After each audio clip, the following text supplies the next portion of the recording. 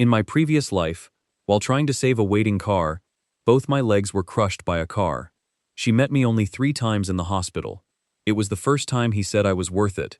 The second time she came with her new boyfriend, just to show our relationship. For the third time she leaned over to me and said in the softest voice she could muster, "It is disgusting to let you live like this, helpless and helpless." I was in a wheelchair for 8 years. Eventually, an infection caused by an ulcer killed me with pain. Opening my eyes again, I was back to the day of the accident. The sharp screech of the brakes was about to tear my ears. I was standing near the crosswalk, standing absolutely still, right in front of me. The sedan car was coming straight towards us out of control. My soul trembled as I heard the sound of tires rubbing on the road. Waiting was less than 5 meters away. My childhood friend with whom I grew up. Today she was wearing a white dress. Her hair was carefully styled, falling softly over her shoulders. In her hand, she held a water bottle she had bought for school, and beside her was Zhang Jicheng, the most popular boy on campus, whom Waiting had secretly liked for the past 2 years. I clearly saw the car swooping towards us. Waiting clung tightly to Zhang Jicheng's arm. Her nails dug deep into his skin. She was trembling. His lips were pale with fear. This scene was exactly like my previous life. I didn't run to save him. Memories of that time crashed over me like a wave, bringing to mind the smell of blood and the cold metallic surface of the wheelchair. At that very moment in my previous life, I had unthinkingly pushed myself forward and pushed the weight with all my might. And what did he do? When I pushed to protect him, he pushed me back to protect Zhang Jicheng. That view of his is still in front of my eyes. It wasn't panic. Rather, it was a thought. Like thinking in style, that's exactly what you're made for. And then I got under the wheels. I will never forget the pain when the car crushed my legs, the sound of breaking bones, blood kept flowing. People were shouting all around. Everything was mixed together like a never-ending nightmare. The doctor said I would never be able to walk. While I was in the hospital, Waiting only came 3 times. The first time came a week after the accident. He brought cheap carnations and looked at my wheelchair with disgust, saying, "Suchana, how can you be so careless?" His voice was so casual, like I had just slipped up or something. The second time was when she made her relationship with Zhang Sucheng official. She came over, hugging him, satisfaction clearly visible on her face. "Sicheng wanted to come see you. After all, you were injured trying to save me." Zhang Zheng was behind him, looking at me like a stray dog about to die. There was kindness, but also distance. He didn't say a word, just nodded. The third time was the last day I got out of the hospital. It took about 20 minutes to get my mother out of the car and into a wheelchair. He just stood there, not moving a finger. When it was all over, he came up to me, leaned close to my ear, and whispered softly but sharply, "Why didn't the car hit you straight away? It's disgusting to see you alive and disabled. Don't ever contact me. Sicheng has nothing to do with you."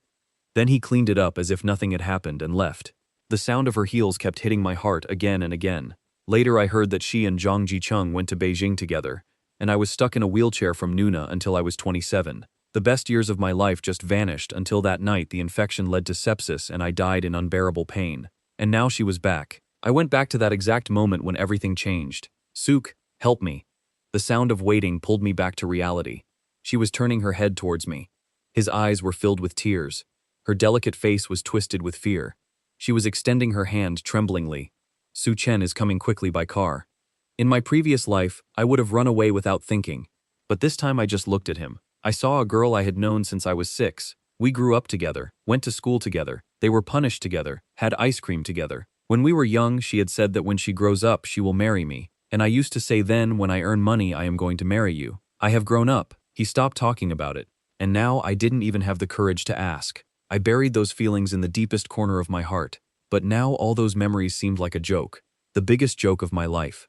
My eyes shifted from Waiting to Zhang Zichen. The handsome and popular prince of the school didn't seem cool anymore. He was desperate to get free from Waiting, but she was holding on tight. I saw hatred clearly in his eyes. Hatred for Waiting, and for the danger that had just appeared. Su Chen. Waiting's voice was broken by tears. The car was slowly coming closer. 3 meters, 2 meters. Then Zhang Jichen finally redeemed himself. Pushed hard. And without thinking, he retreated to a safe place. Waiting stumbled forward, looking at him with disbelief. She never imagined the one she was trying so hard to protect. He will abandon her at the most crucial moment. Everything changed in that very second. The brothers slipped from his feet. What? The sound of bones breaking. Very familiar to me. Then came Waiting's heart-rending scream. She fell on the ground. His white clothes soon turned red, but it spread like a terrible flower. People started shouting. Some people were calling emergency services, so some ran away out of fear, and I just stood there, frozen. I was watching him writhe in pain. His legs were bent in a strange position, just like my previous life. He raised his head and looked at me with hatred and confusion. "Susan, why didn't you save me?" He stared at her and finally said, "When you were hiding behind the playground crying, I was the one who stayed with you all night. Back then, when you were falsely accused of theft in first year, I was the one who testified for you. I remember it all too well." The confusion was clearly visible in his eyes. I don't understand why he suddenly said those things. Then I smiled. A smile so cold it gave me goosebumps. "Since, in my previous life, I ran to save you without thinking. But what did you do to me?" Watin's eyes squeezed shut. He tried to say something, but only a groan of pain came out. "What? What past life?" I didn't see him anymore. The ambulance siren was getting closer. The police arrived. The crowd started closing in on us. I saw Jung Jing in the distance, talking to an officer. His face was completely pale. He kept glancing around.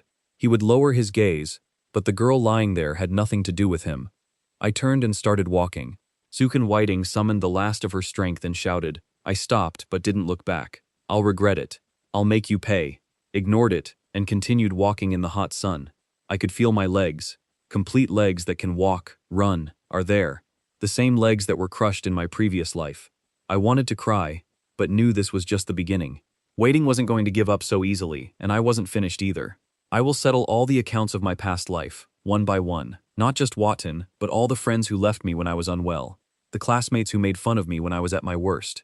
Those family members who considered me useless and distanced themselves from me. None of them will survive. Just then my phone rang. There was a message from the class group, sent by class representative Li Jing. Important information. Today's meeting is still on. The tutor has something important to tell you. It is important for everyone to come. I stared at the screen for a few seconds, and then slowly typed, I got it. Whatever was meant to happen had finally arrived. College life had just begun. A tale of revenge, Watin. Enjoy the days. This is just the beginning. After all, we grew up together. If it were a matter of courtesy, there would have been at least some conversation. Once again there was silence. Dad, I finally managed to speak. Will you take care of me if I become disabled? This question came out so suddenly that even I was surprised. I heard Dad's breathing quicken from the other end of the phone. What crap are you doing? Don't say such unfortunate things when you are completely fine. I was just asking. I was asking because you are my son. If something were to happen to you, I would obviously take care of you. There was a bit of sadness in his voice. But I stopped myself from getting caught up in those strange thoughts. Just study hard and get a good job in the future. It really matters. I smiled slightly. The answer was exactly the same as in my previous life.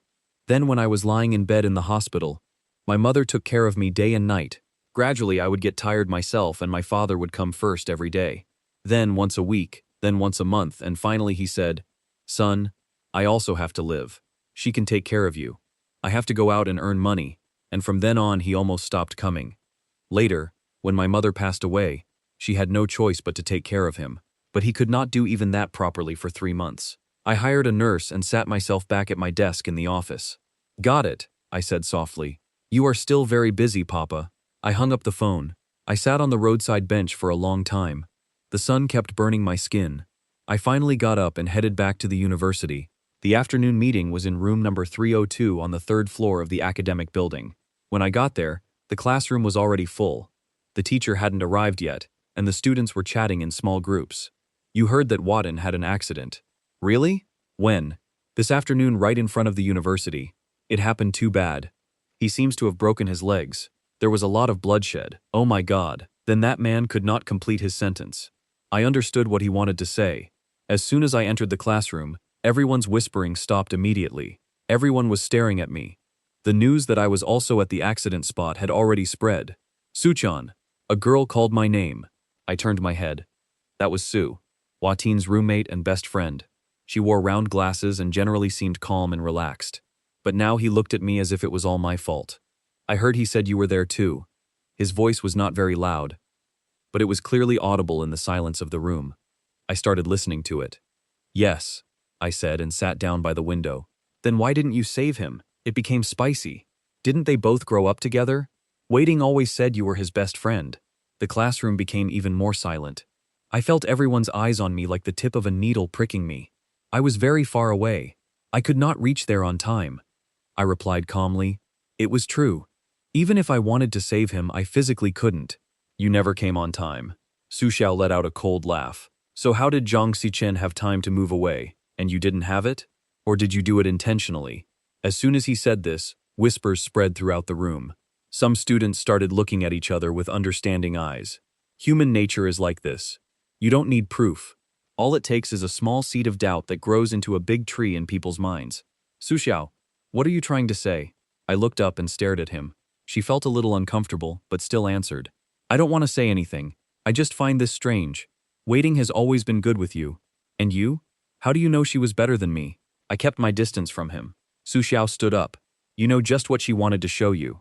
I got it done and went and stood near him. You have been living in a room with Su Xiao for about a year. Do you really think you know him? I know it absolutely. His cheeks turned a little red. Waiting is kind, soft-hearted and honest with everyone. Everyone knows this.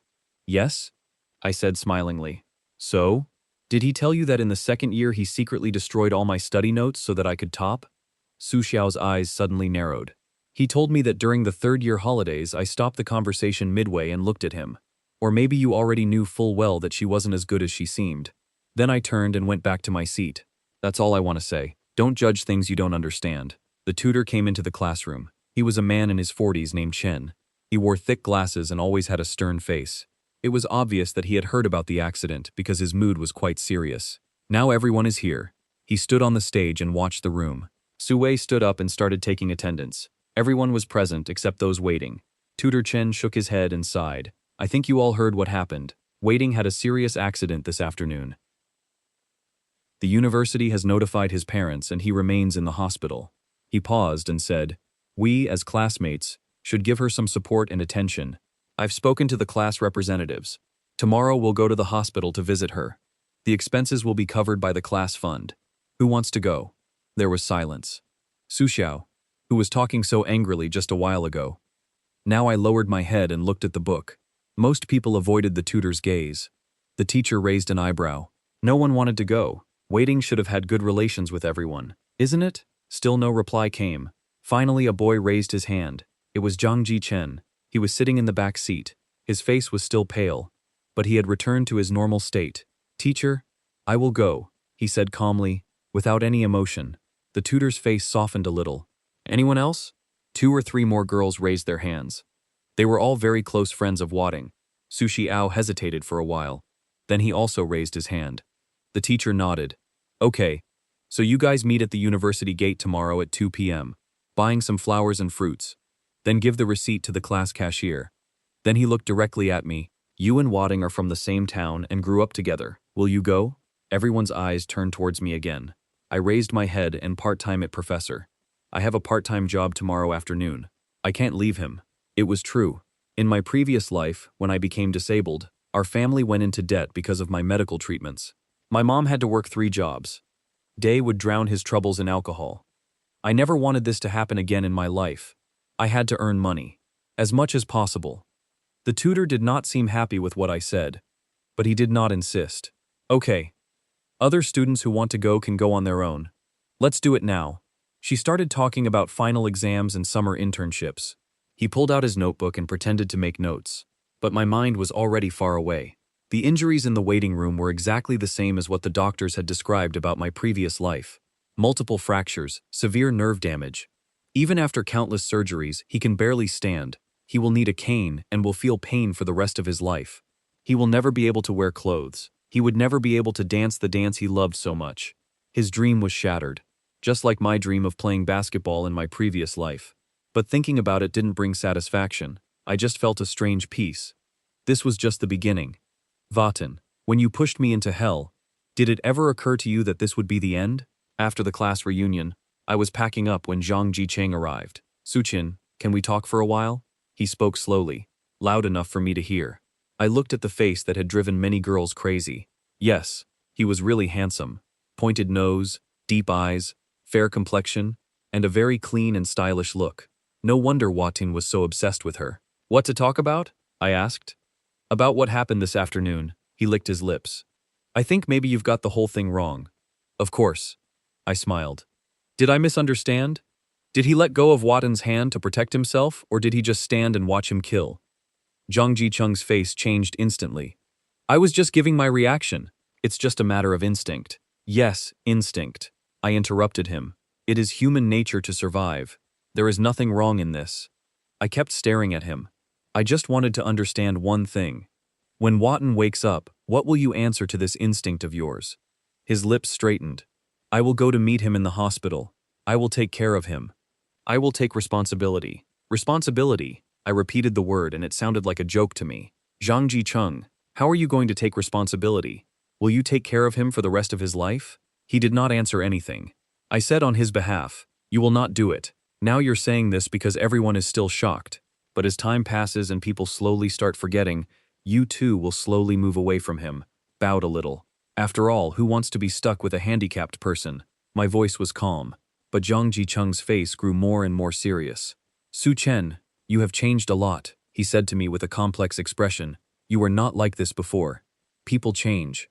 I said, slinging my bag over my shoulder, especially after some of the things I've been through. Which things? I did not answer, just passed him by. When I reached the classroom door, I stopped and turned to look at him. He was still standing there as if deep in thought, with his forehead pressed together. Bungan, I spoke to him last time. He looked up. I will give you one advice. Stay away from Watan. Why? Because he will stick behind you. I sounded exactly like I was talking about the weather. He will use his injuries, his pain that he suffered because of you. In it will become a burden for you which you will not be able to remove. Looked into his eyes. He will ruin your life. If you don't believe me, just look it up. Saying this, I left. At that very moment, my phone rang.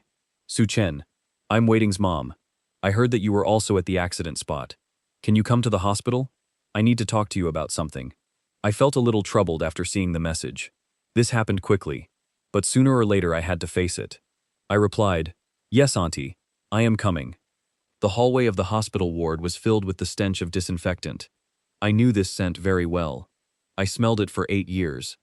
The waiting was in the trauma ward, in a single room at the end of the hall, that his parents had distributed some monkeys. He was a mid-level manager in a local state company, and my mother was an elementary school teacher. Those people were not very rich, but in such a small town they were considered an important family. When I reached the door, I heard shouting from inside.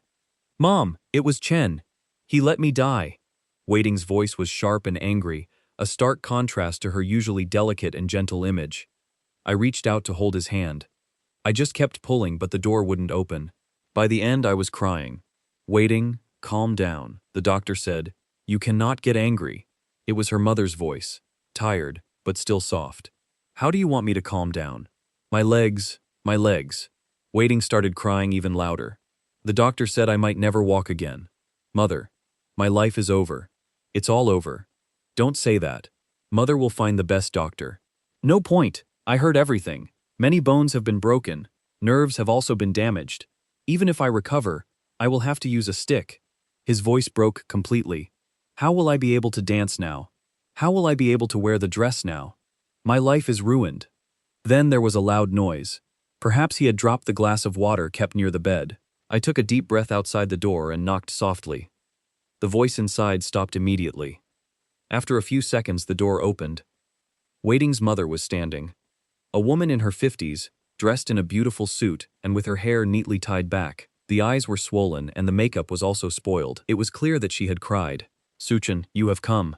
He tried to force a smile. Come inside. The room was ruined. Broken glass was scattered on the floor, and everything on the nightstand was knocked over. Waiting was lying on the bed. Both legs were wrapped in thick gyps and were hanging in the air. His face was as pale as paper. His eyes were swollen like walnuts. Her hair was tangled on the pillow, and as she saw me coming, her gaze was filled with hatred. What are you doing? His voice was hoarse. Then she turned towards me. Suchan, don't pay attention to what he says. She is very scared. I replied calmly. I understand, Auntie. Did you want to talk to someone? The mother in waiting gestured for me to sit. She dragged a chair and sat in front of me. I rubbed my hands anxiously, wondering how to start. Suchan, I heard you were there too. Yes. So can you tell me exactly what happened? His eyes were fixed on me. She said that Zhang Jing let go of her hand first and you didn't help either. That's true. I couldn't answer immediately. I looked at Wating. There was a mixture of threat and warning in his eyes. I scared. I was afraid that I would tell the truth. "Auntie," I said slowly. Everything happened very quickly. The car lost control and sped towards us. It was just a matter of seconds. "Then you didn't really help him." Mother's voice trembled slightly. I was very far away. By the time I did something about what I had given in class on time, Wadding had already been attacked. "False," Wadding suddenly exclaimed. "Yes, you could have saved me. You were very close to me. You just didn't want to save me." "Wadding," her mother scolded, turning her head. "Your Chen is your friend for life. How can you talk to him like that?" "Friend." Wadding shed tears with bitter laughter. "Mother, you don't know anything. Suchin has always loved me. Whenever I was close to Zhang Jicheng, he would get jealous. So he didn't help me. She wanted to destroy me." The whole room became silent. The mother-in-waiting looked at me in surprise. Then he looked at his daughter. Was not ready to. I smiled, and that smile irritated Waiting even more. His face became even uglier. "Auntie." I turned to her mother and said calmly, "Waiting is right. I liked her at first." A complex expression appeared on the woman's face. "But now all that is a thing of the past." I further said, "After starting college I moved on from her, and now I like another girl." I waited for a while. Our class president, Li Jinghan. Many people know him. You can ask anyone. This was also true. In my past life I loved Wadding. But after that accident, all that love turned into hatred, and as soon as I came back into this life, whatever was left for her, it all completely vanished. As for Ali Jinggan, she was a kind and gentle girl. In my previous life when I became disabled, she was the only one who kept coming to meet me. However, later due to pressure from her family, she gradually moved away. I never forgot that affection of his. So in this life I decided to get closer to him first. Not to do. Rather, he really wanted to be with her. False Wadding was trying to get up, was completely upset, but the pain in her legs made her fall back onto the bed. "You just burn." I can't see her happy. I looked him straight in the eye. "Waiting, Drake. If I really loved you, wouldn't I try my best to save you?" I tilted my head slightly. "Will it be beneficial to see the person I like sad?" Wadding opened his mouth but said nothing. Then I said, "If you keep saying that, I might as well say you do too because you like Zhang Jicheng. You were just holding it to show off in front of him, and because of this your balance got disturbed and you made me fall too." Was very weak. But when someone is upset, they cling to any story that helps them prove their point. Wadding got stuck on it, just like I thought. It was not like that. Zhang Jicheng let go of my hand for the first time. He pushed me. "Wadding," her mother's voice became serious. "Can't say things lightly. I am not telling lie." Exactly the same scene happened. Wadding was crying and screaming hysterically. "Mom, you have to trust me." All this was done by Zhang Jicheng. And Suwan didn't help me either. Both are guilty. He was crying so badly as if he was about to lose his breath. His mother immediately pressed the emergency button. A nurse came running in and gave him a sedative. Gradually, Wadding began to calm down and eventually fell asleep. Wadding's mother gave me a bitter smile of exhaustion, rubbing her head. "You had to endure all this." "Don't worry, Auntie. I can understand how Wadding is feeling." She paused for a few seconds and then said, "Suchana, tell me something. Did you really push the voting?" I remained silent for a moment. A very deliberate silence. Neither said yes nor no. And for Voting's mother, this silence was an answer. His face became serious. "Got it." His voice turned cold. "Thanks for telling the truth, Auntie. Don't worry too much. The most important thing right now is to treat Waiting's feet." I paused and then said, "If you need any help, come see me anytime. You're a good girl." She patted me on the shoulder. Relief radiated through me. "Waiting is lucky to have a friend like you." I smiled to myself. She said the same thing in my previous life, when he was first disabled. Every time she came to the hospital, she would hold my hand and say, "Xiao Chen, you got injured saving Woting. Our family will never forget what you did for us." But what happened after that? He gradually started seeing me less and less. Later, when he heard that Wing and Zhang Jicheng were together, he called my mother and said, "They really love each other. Just let go of the past. Don't hold on to it anymore. Move on." It's easy to say that. The legs are gone. My whole life is over. Auntie, I'm backing out now. I still have some work to do at the university. Okay, take care. When I left the room, I sat down on a bench in the hallway and exhaled slowly. The whole thing was just beginning. Her mother's suspicions, Zhang Zicheng's explanations, everything was building up all at once. And I just needed to give her a little push at the right moment. My phone rang. It was from Li Jinan. I picked it up immediately. "Class president, what happened?" Her voice was soft and full of concern. "Suchin." Are you in the hospital? Yes, I just got back from voting. How is he? Not good. Maybe he'll never be able to walk normally again. There was a few seconds of silence on the other end. Then she asked softly, Suchin, are you okay? I heard you were there too. I must have been so scared.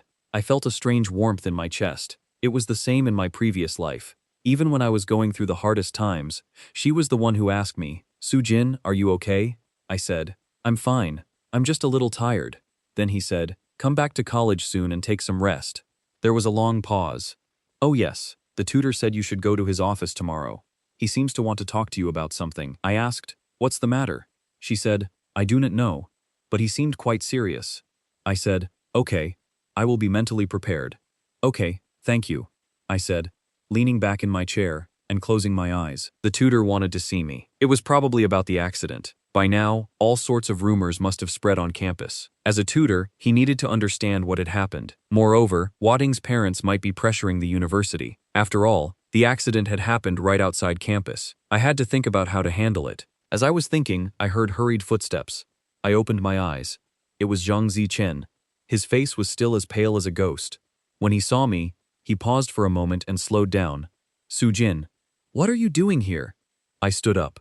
Wating's mother wanted to talk to me. You came to visit? She had to come. You had to come. Yes? You should have come, I said. There was deep meaning in my voice. After all, Watin was injured protecting you. Zhang Jichen's face shrunk even more. What do you mean?